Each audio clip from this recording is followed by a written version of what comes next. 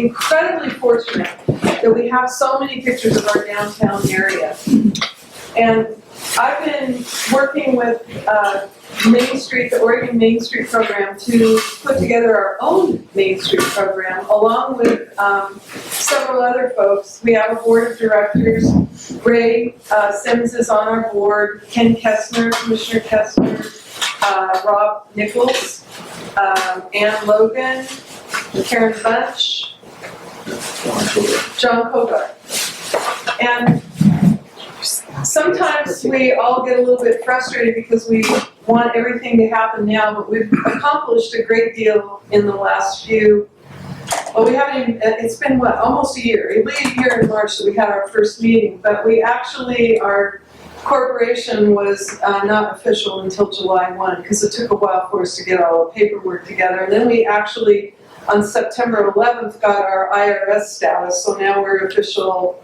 We can take donations, and we are a nonprofit now. And we have been doing several different projects downtown, but I didn't really want to go into that too much tonight. What I really wanted to talk about, and I'm incredibly, I'm a novice, I'm a neophyte. I realized that when I even started thinking about what I wanted to talk about tonight.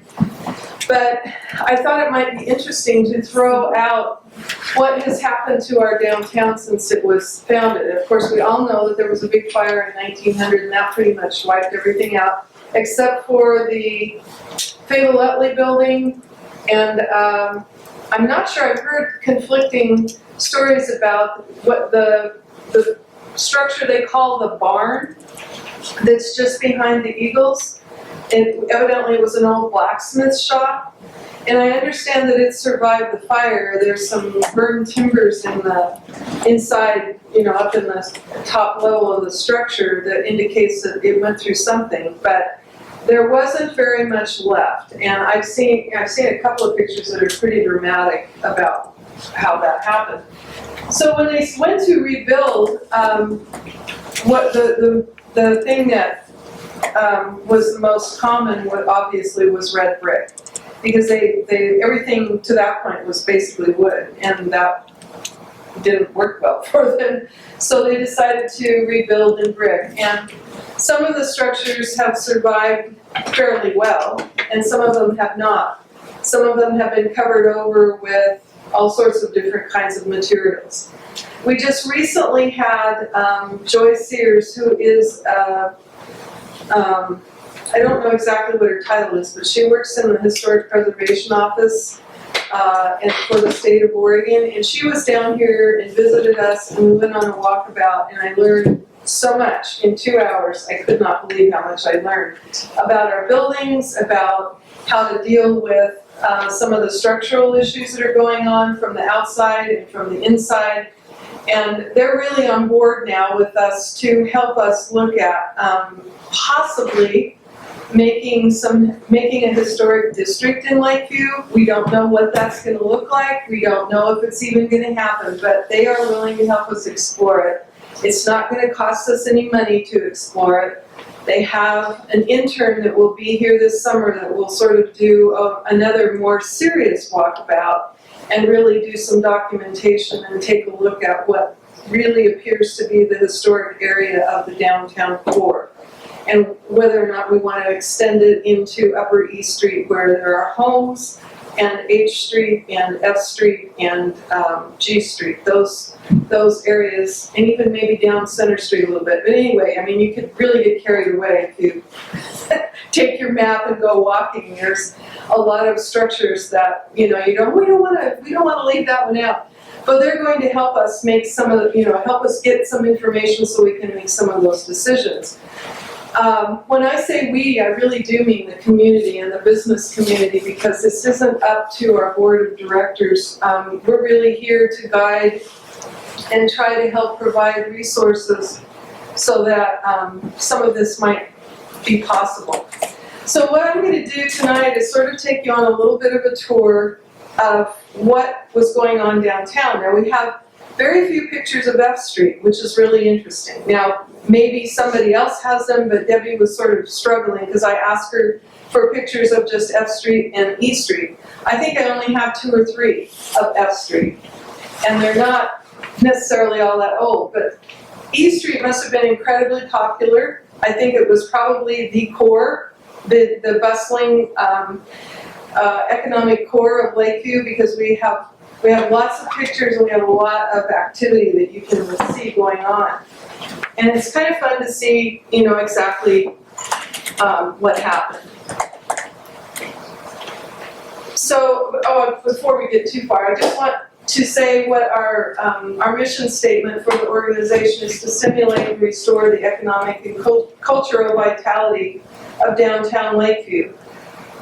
And that includes, the cultural part includes the history. We're really mindful of the history of our community. I think that actually is probably the most important thing when you get right down to it, that it's the glue that keeps the community together.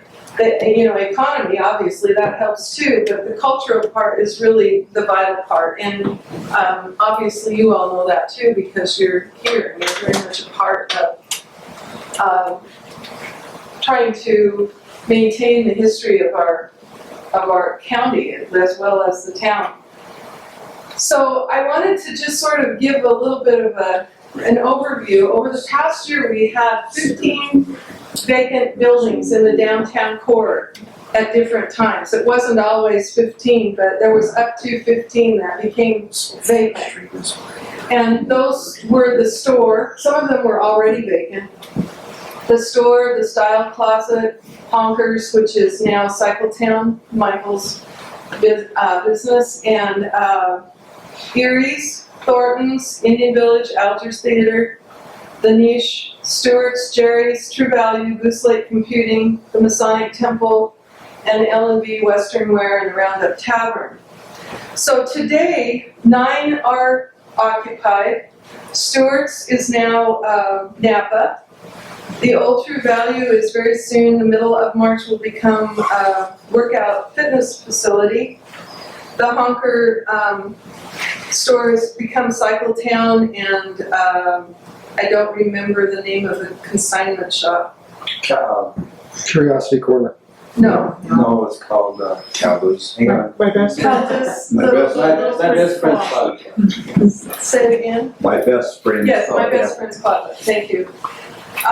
Goose Lake Computing is undergoing a massive remodel on the inside. I don't know if any of you have seen that or not. I just drove by there tonight and they were still in there after dark.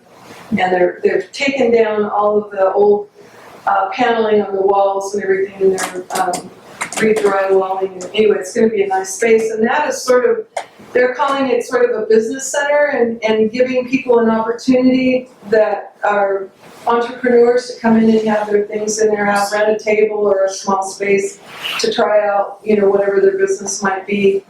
And they're also going to, it sounds like, be possibly carrying some small office supplies, computer ink and that sort of things, because when Goose Lake Computing left, that kind of left a hole in that.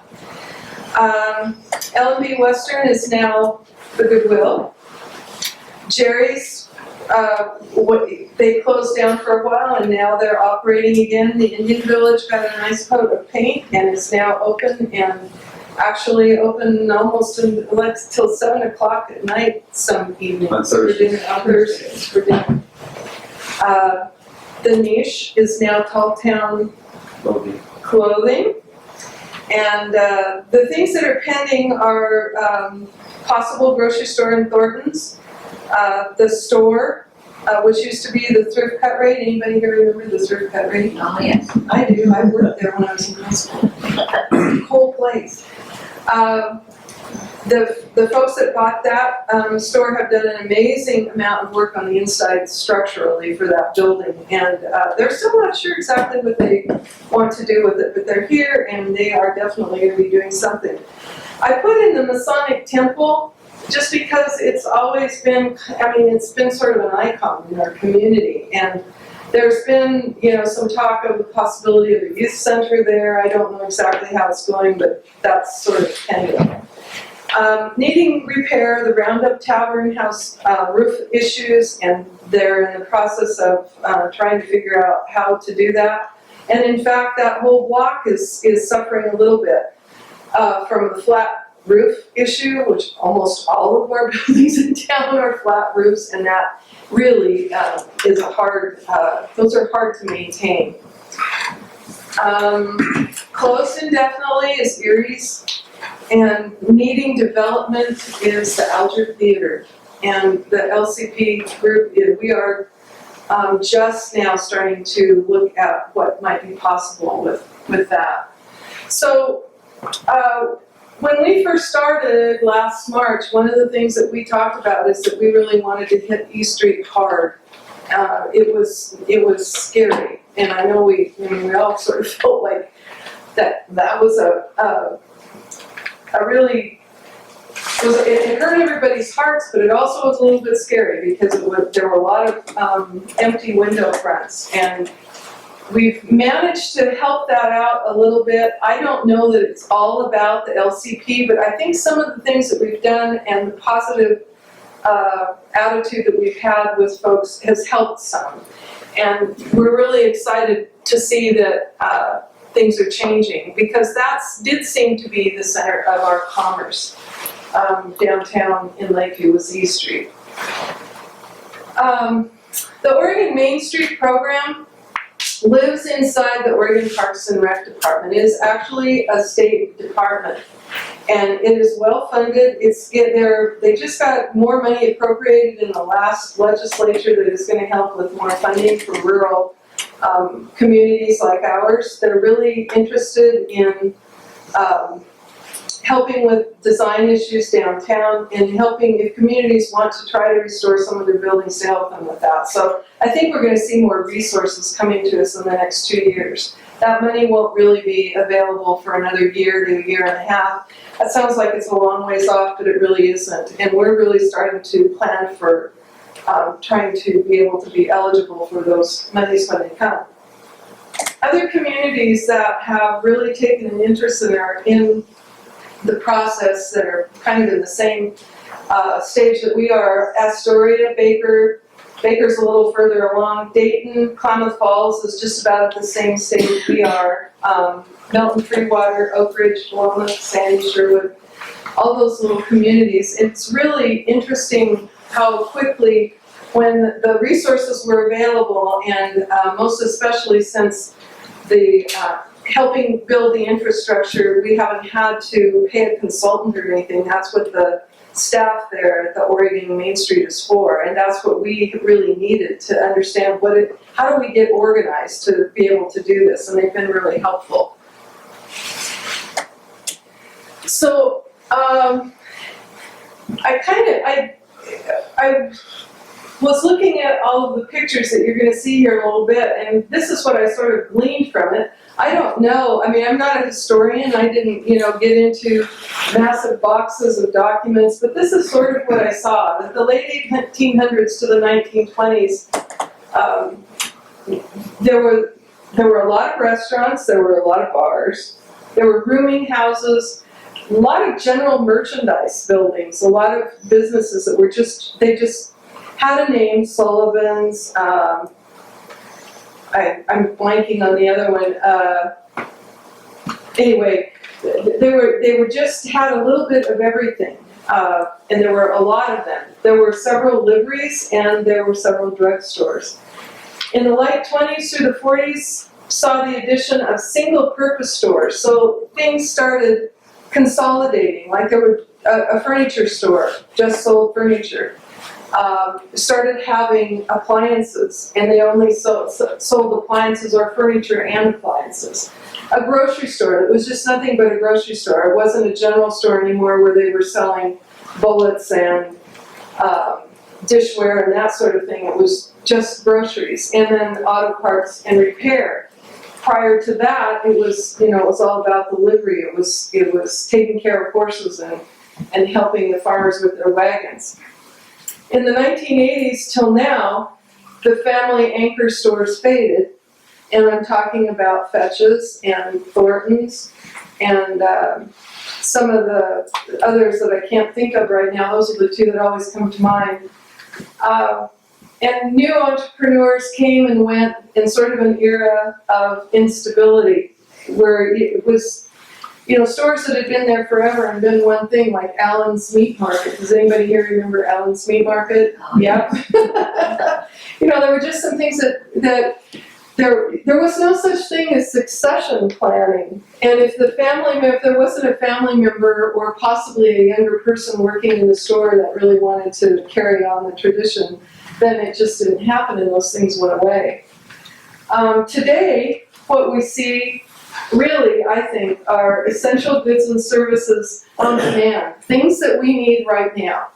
Because we have the internet, we have Klamath Falls, that's been going on for years and years. Even when I was a kid, people would go to Klamath and shop, but we had more of the things that we were seeing in the early days available to us. But now, it's sort of circling back to a certain degree to general merchandising, combining merchandise such as Harlan's Furniture with electronics and US Cellular. It's like putting clusters of things together that work.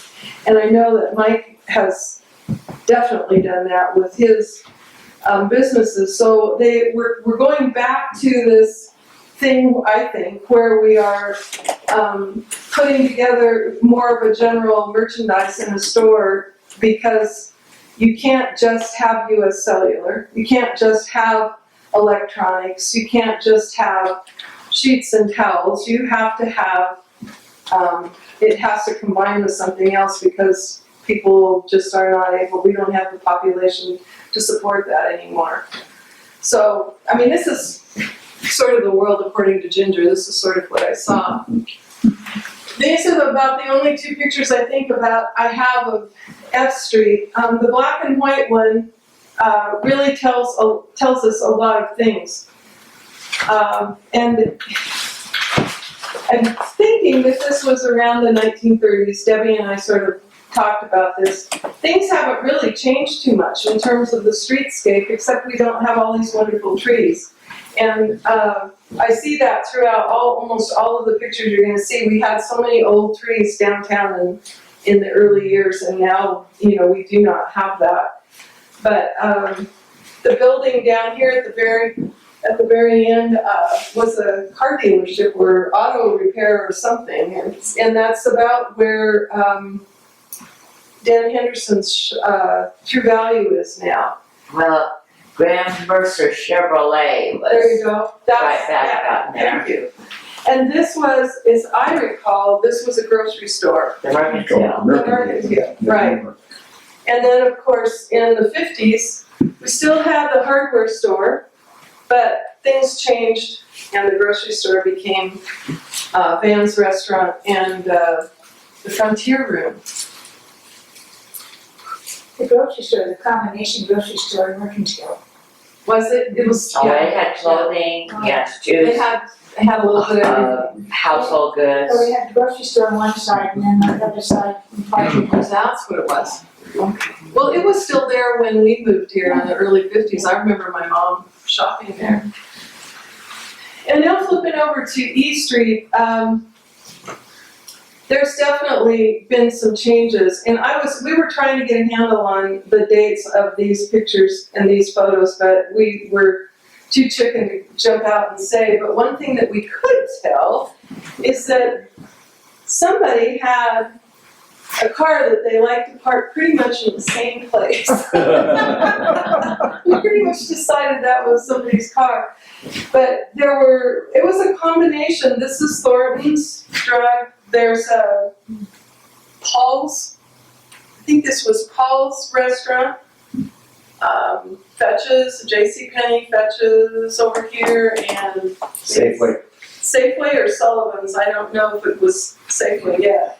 No, Safeway was around the corner where US Bank is. Yeah, but Safeway was originally up there. It was originally, it was originally right here until Fetches purchased it, and they abandoned it. That was actually the Safeway site.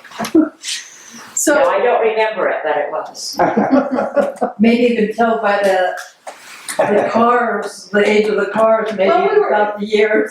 Well, we needed to get an antique car buff into my office when we were looking at this, because neither one of us know that much about that sort of thing. But we did get a big kick out of this one car being in the same picture, almost in the same location. Anyway, just not a whole lot of change going on there for several years. And of course, this is more East Street. I love this combination of pictures. The one on the far left was taken in 1910, and Alger Brothers blacksmith. And then not a whole lot, we don't know. We were figuring this was probably in the late 20s, early 30s. Not too long after that, things did change. There was a lot more. There were a lot more vehicles, automobiles on the street, and the garage. Bailey and Massengill moved again. They moved all over town. This was really funny. Earlier, you saw a picture of them in one of the first slides. They were down where the old, where True Value was, and then they moved here. And then at one point, I think they were someplace else. I don't know, maybe down on F Street, but they moved around. That was interesting. And then this is the thrift cut rate. That was probably more towards the 40s. So things really changed. According to what the needs were for the folks that were doing the buying, obviously.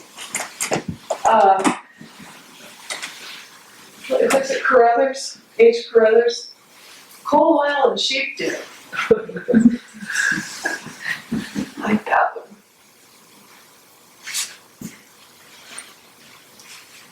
This is, even more of East Street. Prominent building always was the old hotel, and then there was an interesting advertisement on the side of the Post and King. Kentucky Tobacco, I think is what that was, up there in the corner. And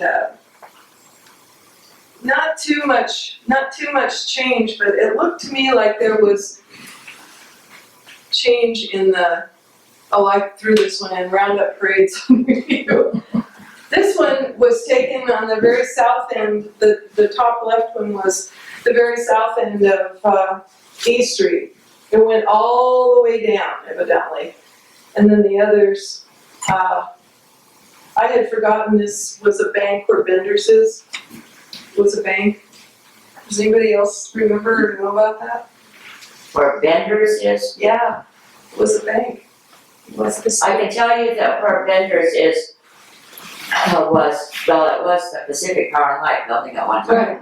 But way back before the fire, as a matter of fact, that's where the 1900 fire started. It was the Lakeview House, hotel. It's called the Lakeview House, didn't have the Interesting. name of hotel on it, but that's actually where the fire started in 1900. Anyway, I just thought that would be fun. Wasn't, in the early days, like 1900, wasn't East Street the main highway through town, the main route? I heard that. That's what I believe understand. it was. I believe that the Maltose going through town came, East Street was the main street, F Street. And the road followed up along where the gravel pits are. Yeah. Yeah. On the road, yeah. And it was called Water Street at that time. Right. That's right. These are, I've always been interested in the old hotel, and I remember that it went through it always was the hotel, but it went through some different configurations on the ground floor. There was an ice cream parlor in it, there was a general store in it. I understand that at one point there was some sort of a clothing store in it, so it didn't always have the restaurant area in it. There were other things evidently that were going on, especially on the north end of the first floor. So the top left picture is A.L. Thornton on his horse, and this was a staged picture for a photograph that was going to be in some tourist or some world trade magazine or something, I don't know. But they staged it, and so all these people, you can see how many people are out on the street here. I guess that would not have been normal. And he went and got his horse and brought it to town so that they could show that this really still is the Wild Wild West. So they were doing tourism, and this was in 1898, so they were already. We probably had our first in town. Right, probably, you're probably right. Probably down the street at the Liberty. Anyway, this just sort of gives you some ideas, and I understand, and you probably know more about this, Dorothy, than I do, that this was the Reynolds drugstore? Is that correct? It started out as Hall and Reynolds. Hall and Reynolds, right, right. In 1913, they moved the drugstore there. Right. When the building was built, it was Hall and Reynolds. Right. Dr. Hall was in with Mr. Reynolds, Fred Reynolds. Right. Neither one were pharmacists, but one was a doctor. Oh, interesting, interesting. And then Bert Snyder came in later. So was Thornton's, definitely was in operation by Yes. that time too. So those two, Howard's is the, Snyder, it was Yeah. Howard and Reynolds, and then became Snyder and Howard. Yeah. right. And those, Patty Westgate, your daughter, Yes. up at Paisley has some interesting photos, early photos too, and stories about them. right. So things Yeah, didn't the history of the change. store and started with Dr. David. David, basically. Right. So things didn't change too much in that one section of E Street, and probably, the hotel was really the economic anchor for that area, but there were different things that went on in this particular area right here in the building was what, things kind of came and went there. So that's really all I've got. I wanted to make sure that we had time for questions. This, of course, is E Street looking towards, we think it was probably, somebody was up on top of the Fayetteville building, looking south there, taking a nice snowy picture of the courthouse, and I thought it was appropriate today to sort of have that as the closing slide. But I would just wondered if you had any questions about the organization or anything. All these photos at some point are going to be available. We are going to continue our historic poster project that we started this last roundup. We're going to do it again. It's a And wonderful project. yeah, Thank you. we're trying to figure out something that would help draw people back down into the downtown area besides alcohol.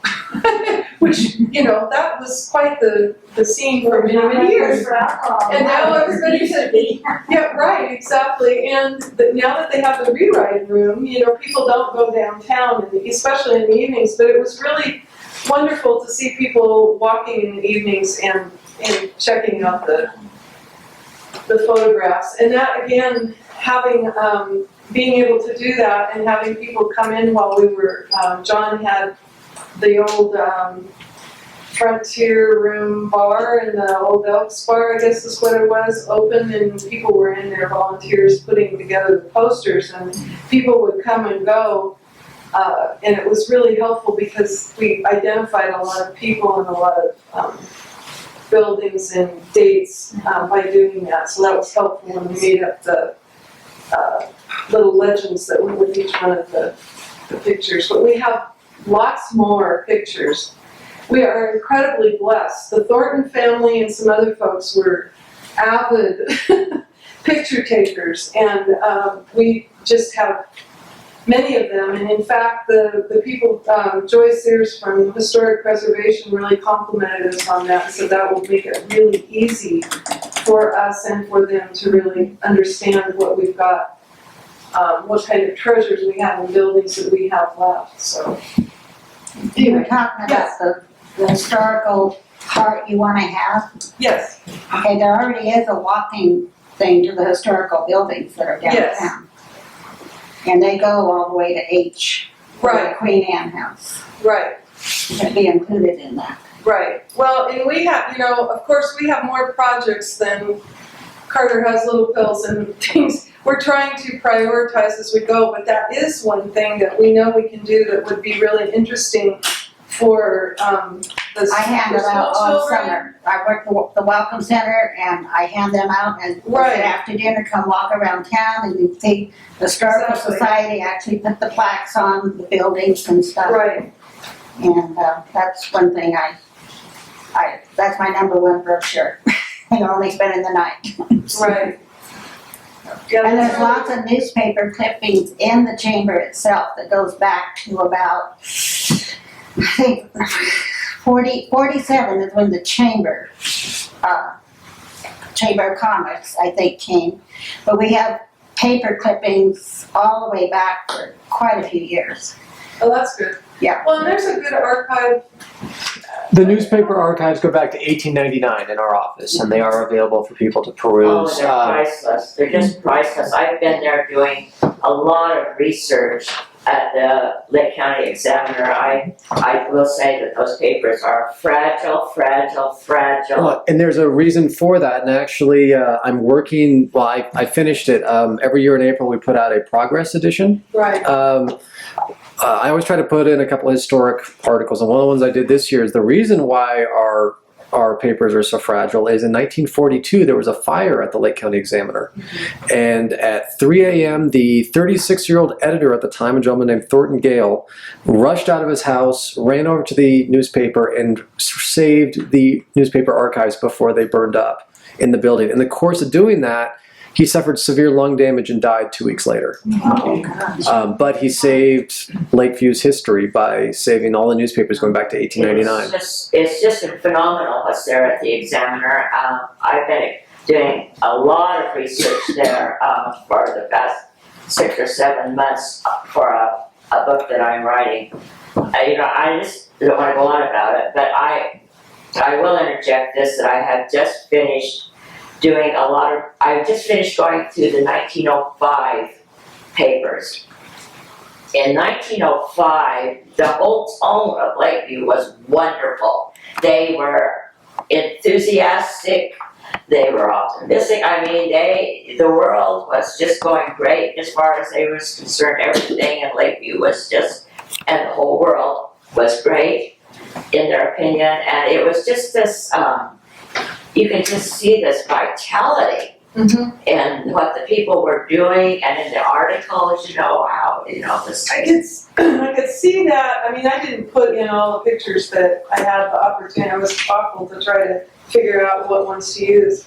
But I could see that there were time periods where you could feel the vitality, and then there were other time periods where it was kind of like, it just didn't look like there was a whole lot going on. And the facades of the buildings get plainer and plainer and plainer as time went on, and but some of them, are still there and still intact. Some of them are under metal, some of them under brick, some of them under Thornton's is under ceramic tile. There's still those brick facades and some of the fancy artwork is still there, and the transoms above are still present. And something it's really a shame that Doris Thornton sold the sign off their building, because the signs, like the one you have, the floor shine, those are so important. I know when I go through a little town, I'm looking at everything, and I love the old signs. It's just a shame that, that Rexall sign was priceless. I know. And I remember they had, in one of these pictures here, but it's in black and white, they had the Rexall colored awning Yes. with the kind of scalloped edges on it, yeah. I remember that Yeah, one you could when I was a think of a kid. Rexall store anywhere, couldn't you? Yes. When it burned in 1900, it burned in May, the 22nd of May, I believe it was, or 23rd of May, that night that it burned in May. Of course, this, today, you just couldn't do this. And by the end of October, the downtown portion was very nearly rebuilt. and going again that fast. Wow. They were just determined.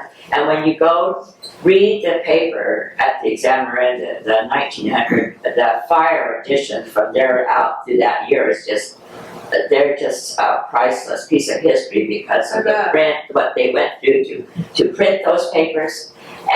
But they were determined. They were, they just were going for it.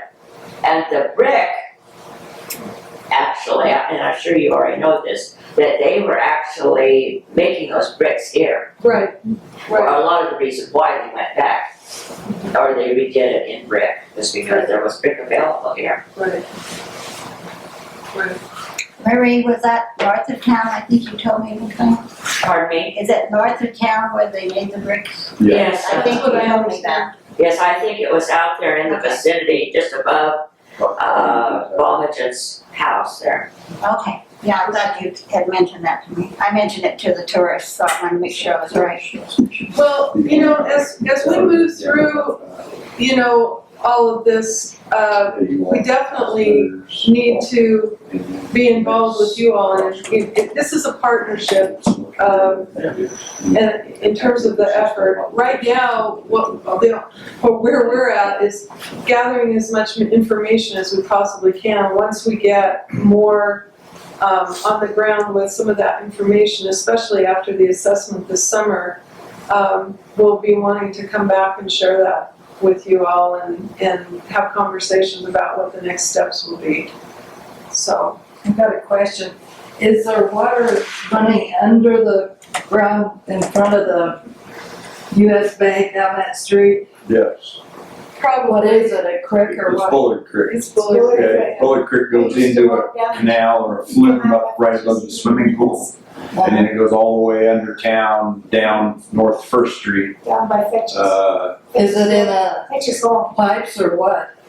Yeah, it's like a 4 foot or maybe it's a 6 foot pipe. And it goes all the way down to past the doctor's Mike Saban's office. And right there on H Street, it comes back up to the creek from there on down. Yeah. I was thinking there was under the ground there. Yep. Any more questions? Great, thanks. Thank you. Thank you.